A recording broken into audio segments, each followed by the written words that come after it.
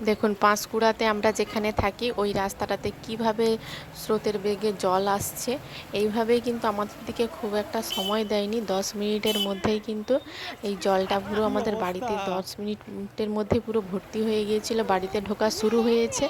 আমরা তখনই বেরিয়ে চলে এসেছি। আর দেখুন এই এতটা পর্যন্ত জল আমরা পেরিয়ে বাইক পর্যন্ত এসেছি। তারপর কিন্তু মেন যে স্টেশন রোড, ওই স্টেশন রোডেও কিন্তু অনেকটা জল পেয়েছিলাম। অনেকটা কষ্ট করে আমরা কিন্তু ফাইনালি আমার যে শ্বশুরবাড়ি, ওই শ্বশুরবাড়ি পর্যন্ত আসতে পেরেছি। তারপরে আজকে এটা 18 তারিখ ছিল যে দিন জলটা ঢোকা শুরু হয়েছে। আর আজকে যেইটা দেখছেন এটা কিন্তু 19 তারিখের। এটা বাংলা বললো। এই এই বাংলা যে বলা জলের শুরু দৃশ্যটা এটা। দেখছেন এটা 19 তারিখ। হ্যাঁ, 19 তারিখে দেখুন জলটা কতটা পর্যন্ত।